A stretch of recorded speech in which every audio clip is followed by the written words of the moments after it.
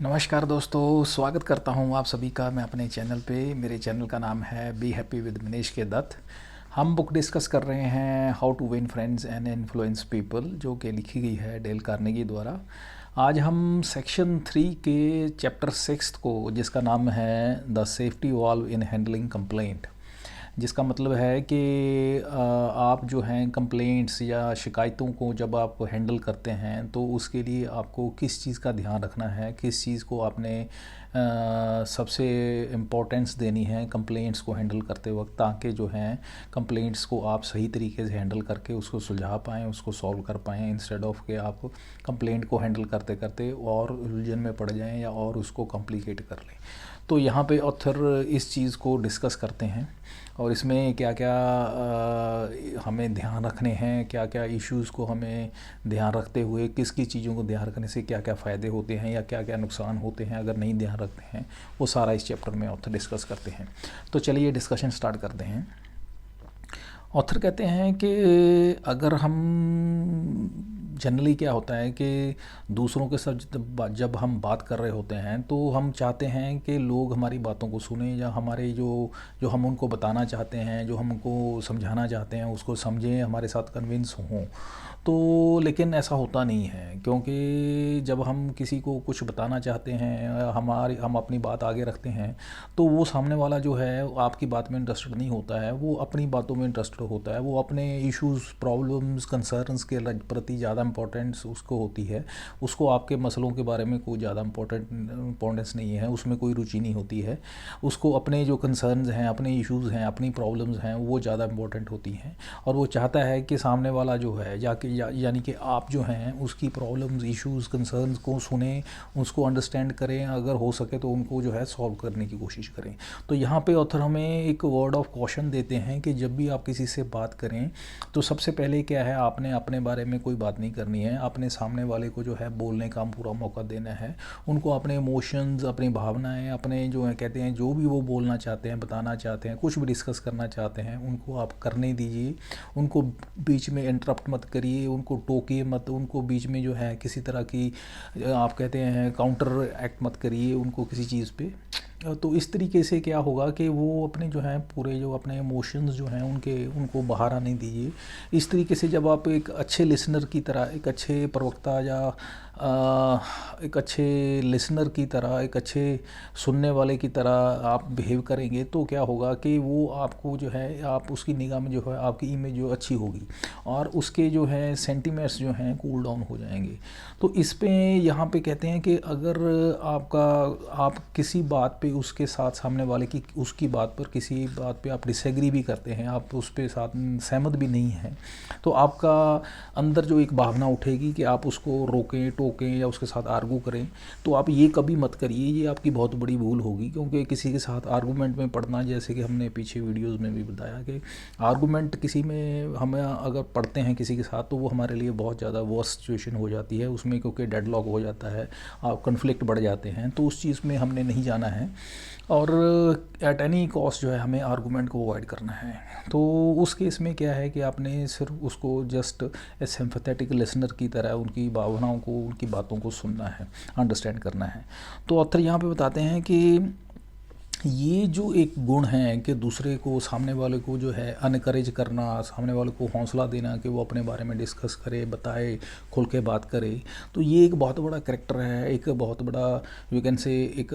गुण है और करैक्टरिस्टिक है आप में या किसी में भी हो सकता है कि जो कि आपको बहुत लॉन्ग रन में आपकी personal as well as professional life में जो है आपको बेनिफिट देता है। और अक्सर यहाँ पे एग्जांपल देने की स्टार्ट करते हैं, टेस्टिमोनीज देते हैं, जैसे कि फॉर एग्जांपल एक जो है यूनाइटेड स्टेट की ऑटोमोबाइल कंपनी होती है बहुत बड़ी, one of the biggest automobile company की बात करते हैं। वहाँ पे क्या है, उनको एक स्पेशल फैब्रिक कंपोनेंट की ज़रूरत होती है, उसके लिए वो 3 सप्लायर जो हैं सेलेक्ट करते हैं। उनको 3 जो सप्लायर्स हैं उनको सेलेक्ट करके उनको बुलाते हैं कि आप अपने अपने जो सैंपल हैं फैब्रिक्स के, फैब्रिक कंपोनेंट के, वो आप लेके आइए, सैंपल लेके आइए, अपनी कॉस्ट वगैरह उनकी जो भी उनकी कॉस्ट फैक्टर है और उनके जो भी प्रॉपर्टीज़ हैं, जो भी उनकी आप खासियत हैं, वो सारा आप हमारे साथ एक एक करके आइए और डिस्कस करिए, ताकि हम जो भी हमें ठीक लगेगा, बेस्ट पॉसिबल होगा, उसको हम जो है वो कॉन्ट्रैक्ट देंगे। तो यहाँ पे क्या होता है कि एक कंपनी में एक GBR करके एक कंपनी होती है, उसका जो एक रिप्रेजेंटेटिव भेजते हैं या एक आता है इसमें ऑटोमोबाइल कंपनी में, वो जो है इनके पास जैसा कि इन्होंने उनसे मांगा होता है कि आप अपनी कोट लेके आइए, अपनी सैंपल लेके आइए फैब्रिक का, तो ये लेके वहाँ पे पहुँचते हैं, कोट वगैरह प्राइस का और सैंपल वगैरह फैब्रिक का लेके पहुँचते हैं और एक तरह से रिप्रेजेंटेशन देने के लिए आप पहुँचते हैं। लेकिन वहाँ पे जाके मौसम के हालात की वजह से या पर्सनल हेल्थ इश्यूज़ की वजह से उनका जो गला बिल्कुल बैठ जाता है, वो बोल नहीं पाते, इतनी उनकी हालत ख़राब हो जाती है। जब वो उस अपने कंपनी के जो ऑटोमोबाइल कंपनी है उनके रिप्रेजेंटेटिव के सामने वो जब मिलते हैं, तब उनकी ये हालात होते हैं कि वो बोल भी नहीं पा रहे होते हैं। और वहाँ पे कौन कौन बैठा होता है, उनका सेल्स मैनेजर उनका बैठा होता है, वाइस प्रेसिडेंट बैठा होता है, ओनर बैठा होता है और उनके जो है मार्केटिंग हेड बैठे होते हैं। तो ये मेन जो उनके जो है टॉप मैनेजमेंट के बंदे हैं जो हैं, वहाँ पे एक प्रेसिडेंट बैठे होते हैं उनके। तो ये मेन जो बंदे होते हैं ऑर्गेनाइजेशन के बैठे होते हैं और इधर ये जो है सेल रिप्रेजेंटेटिव होता है। तो यहाँ पे क्या होता है कि ये जो सेल रिप्रेजेंटेटिव होता है एक कॉन्ट्रैक्टर का कह लीजिए, जो 3 में से एक होता है, तो ये जब ये उनको बताता है कि सॉरी मेरा गले की हालत ऐसी है कि मैं बोल नहीं पाऊँगा, सॉरी, तो इसमें फिर क्या होता है कि इनका दूसरी जो ऑटोमोबाइल कंपनी का प्रेसिडेंट होता है कि तो कोई बात नहीं, जो आपके जो करैक्टरिस्टिक्स हैं आपके फैब्रिक में, जो भी आपके इसकी प्रॉपर्टीज़ हैं, वो मैं डिस्कस करूँगा, मैं आपकी जो है हेल्प करता हूँ आपकी रिप्रेजेंटेशन देने में। तो यहाँ पे क्या होता है कि वो जो प्रेसिडेंट होता है ऑटोमोबाइल कंपनी का, वो उसकी तरफ से उस कॉन्ट्रैक्टर की रिप्रेजेंटेटिव की तरफ से उसको जो है उसकी प्रेजेंटेशन को पेश करता है और उसकी जो फैब्रिक है उसकी वो तारीफ़ करनी शुरू करता है, उसके प्रॉपर्टीज़, उसके करैक्टरिस्टिक्स को बयान करना शुरू कर देता है कि इसमें ये है, इसकी ये फ़ायदा है, इसका ये गुण है। और यानी कि यूँ कह लीजिए कि वो एक तरह से उस कॉन्ट्रैक्टर के रिप्रेजेंटेटिव को रिप्रेजेंट करता है ऑटोमोबाइल कंपनी का प्रेसिडेंट। तो यहाँ पे धीरे धीरे बात आगे बढ़ती है। तो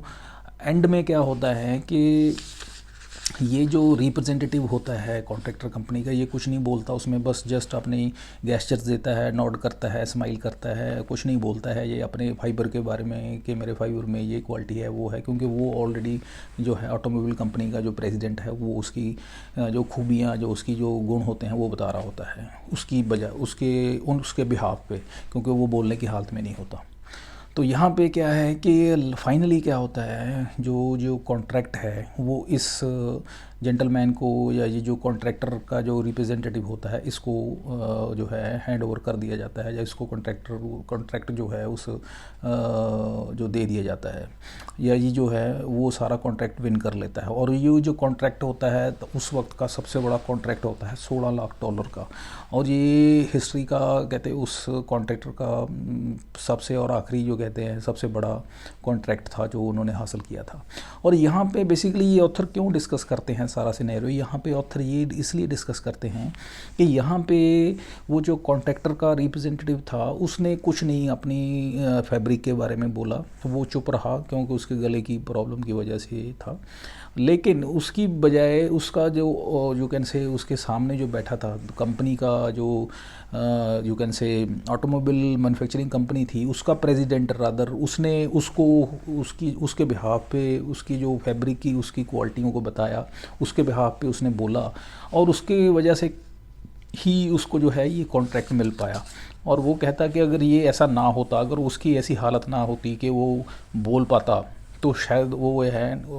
मैक्सिमम चांसेस ये थे कि वो उसको कॉन्ट्रैक्ट ना मिलता, क्योंकि उसके मन में या उसके कुछ जो विचार थे उस फैब्रिक के बारे में, जो वो बोलने वाला था वो कुछ और होता या वो कुछ और बोल देता, जो कि वो जो कि हो सकता था कि पॉसिबल वो जो कॉन्ट्रैक्ट है उसके हाथ से निकल जाता। लेकिन क्योंकि उसके जो उसके बारे में, उसके फैब्रिक के बारे में जो उसके यू कैन से मैन्युफैक्चरर का जो था, उसके प्रेसिडेंट ने उसकी तारीफ़ की, उसके बाद क्वालिटीज़ के बारे में रादर बोलना शुरू किया, उसके बारे में बोला, उसकी कहते हैं फेवर की, तो उसकी वजह से क्या था, वो सारा कॉन्ट्रैक्ट जो है उसको मिल गया। तो यहाँ पे बताते हैं कि किस तरीके से जब आप नहीं बोलते हैं और सामने वाले को जो है बोलने का मौका देते हैं, तो किस तरीके से वो चीज़ें जो हैं, वो जो सारी कंडीशन जो हैं आपकी फेवर में चली जाती हैं। इंस्टेड ऑफ के अगर आप बोलें, हो सकता है वो कंडीशन आपके अनफेवरेबल कंडीशन में चली जाएँ, आपके अनफेवरेबल पोजीशन में चली जाएँ और आपके अगेंस्ट चली जाएँ। तो ये एक बहुत बड़ी इसमें बताते हैं कि कैसे जो है कॉन्ट्रैक्ट बिना बोले जो है उसने ये हासिल किया, जो कि हिस्ट्री का बहुत बड़ा एक यू कैन से विक्ट्री थी किसी भी एक कॉन्ट्रैक्टर के लिए, इतना बड़ा कॉन्ट्रैक्ट हासिल करने के लिए। और ऑथर बताते हैं कि ये जो है अकेला प्रोफेशनल फ्रंट पे नहीं, ये पर्सनल फ्रंट पे भी ये जो रूल है लागू होता है और ये इम्प्लीमेंट होता है और इसके फ़ायदे होते हैं। यहाँ पे एग्जांपल देते हैं कि एक बारबरा विल्सन करके एक लेडी होती हैं, उसकी बेटी होती है लॉरिया। वो लॉरिया जो होती है एक 14-15 साल की उसकी बेटी होती है विल्सन की, बारबरा विल्सन की। तो वो क्या है कि एक कह लीजिए बहुत ही अड़ियल स्वभाव की या कहना ना मानने वाली बच्ची होती है, और वो जो है उसकी माँ उसे हमेशा डांटती रहती है, फटकारती रहती है, बार बात पे टोकती रहती है कि वो कहना नहीं मानती है। और उससे क्या होता जाता है कि उस बजाय इसके वो उसके कहने में रहे या उसकी बात को सुने या माने, और उसके साथ जो है उसका जो रिलेशन है जो स्ट्रेंड होता जाता है, ख़राब होता जाता है, और वो उसकी बात जो है धीरे धीरे करके बिल्कुल ही मानना बंद कर देती है। तो एक दिन क्या होता है कि वो बिना उसको कुछ बताए अपनी माँ को जो है घर से चली जाती है अपनी सहेली से मिलने, और शाम तक नहीं आती है। और जब वो वापस आती है तो उसकी मदर उस पर चलाने को उसका बहुत दिल कर रहा होता है, उसकी मदर का उसके ऊपर, लेकिन वो मदर जो है चलाती नहीं है। वो बड़े उससे फिर सॉफ्ट हार्टेडली उससे पूछती है कि तुम ऐसे क्यों कर रही हो, मुझे क्यों परेशान कर रही हो।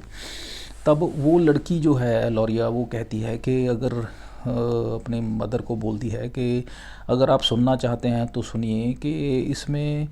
आपका बहुत बड़ा कसूर है, ये जो मैं आपसे बिहेव कर रही हूँ, मिसबिहेव कर रही हूँ, इसमें आपका कसूर है। वो कसूर इसलिए है कि मैं आपसे हमेशा बात करना चाहती हूँ, जब भी मैं अपना पॉइंट ऑफ व्यू रखना चाहती हूँ, जब भी मैं आपको कुछ बोलना चाहती हूँ, जब भी कुछ मैं आपको बताना चाहती हूँ, आप मेरे को डांट देते हैं, फटकार देते हैं, जो आप अपने जो कन से आप मेरे से मिसबिहेव करते हैं। तो इस तरीके से जो है आप जो मुझसे चाहती हैं वो मैं वो ना करके जो आप नहीं चाहते हैं मैं वो करती हूँ। तो जब ये बात वो सुनती है उसकी मदर, तो उसको बहुत इस चीज़ का रियलाइजेशन होता है, उसको बहुत ये चीज़ महसूस होती है कि बात वो बिल्कुल सही कर रही होती है, कि कभी भी उसने एक अच्छी मदर की तरह उसको कभी मौका ही नहीं दिया, उसको बच्ची को कभी उसको अंडरस्टैंड करने का या उसको बात सुनने का उसको मौका ही नहीं दिया, या उसको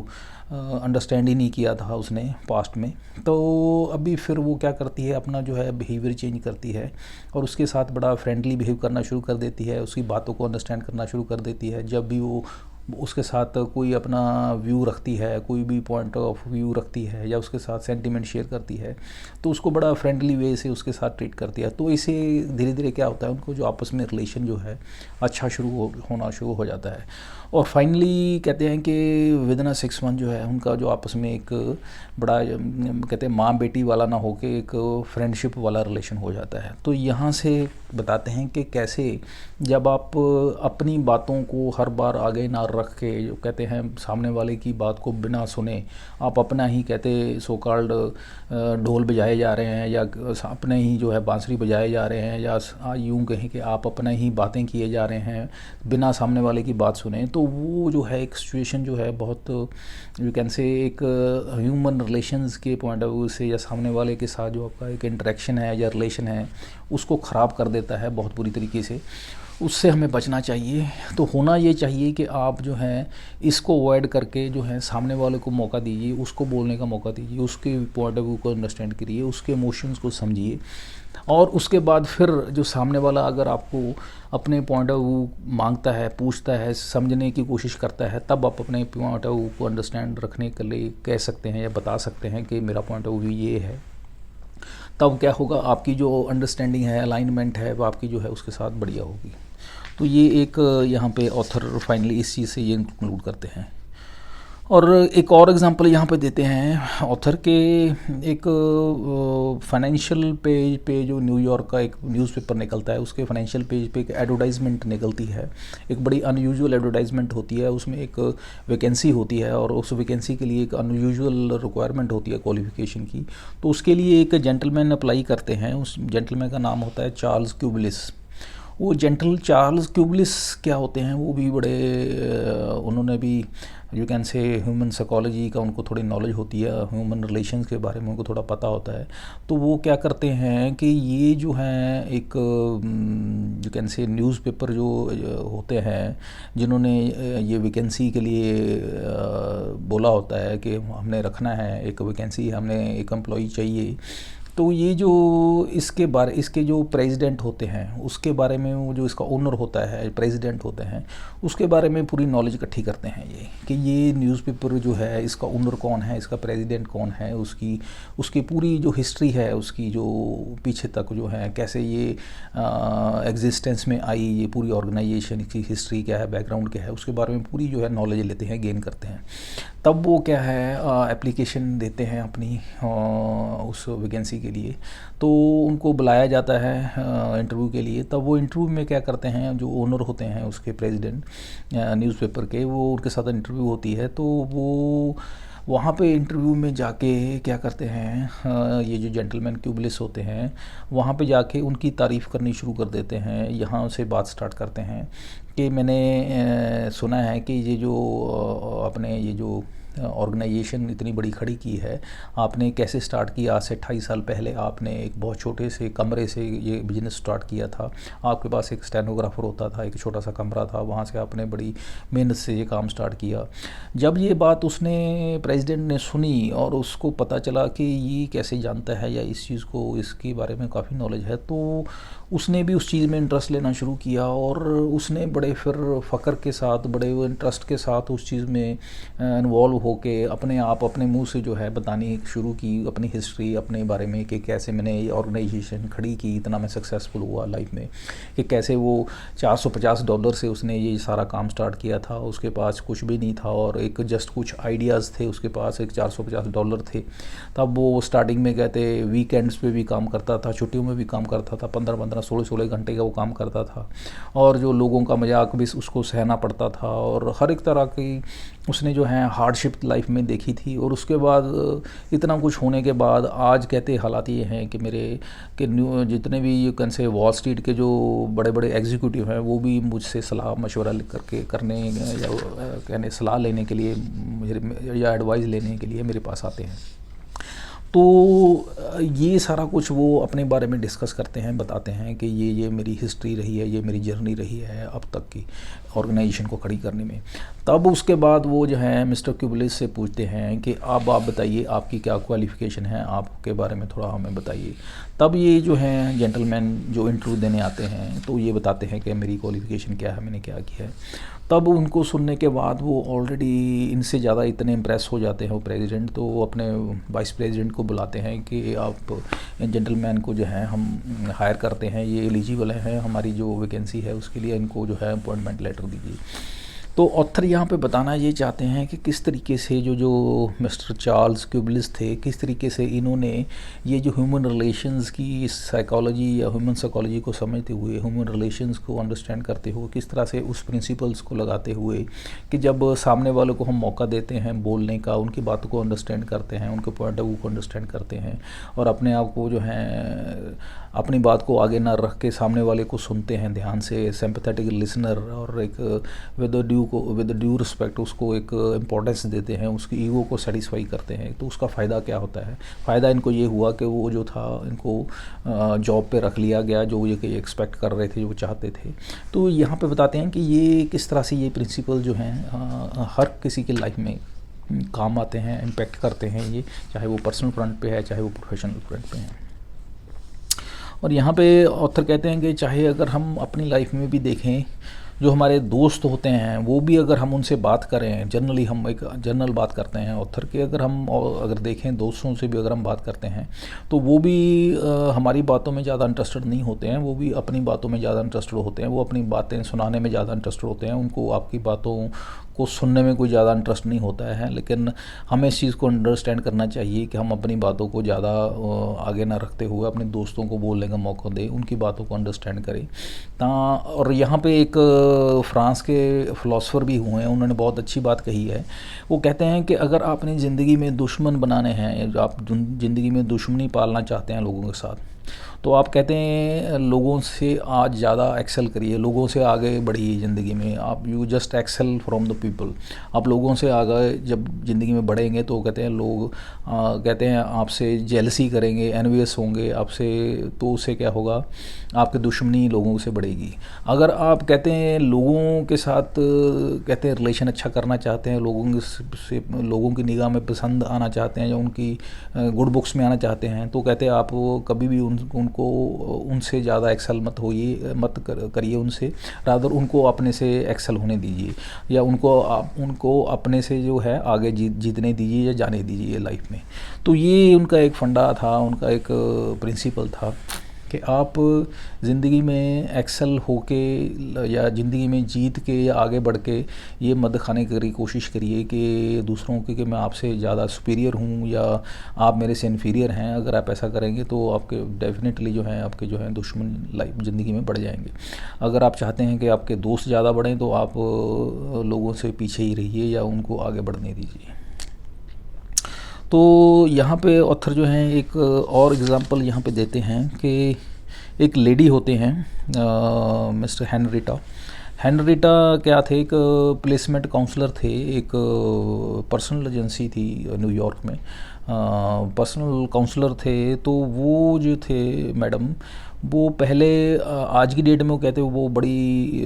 रिनाउंड और मशहूर और सबको पसंद आने वाली एक लेडी थी, पर्सनल काउंसलर, पर्सनल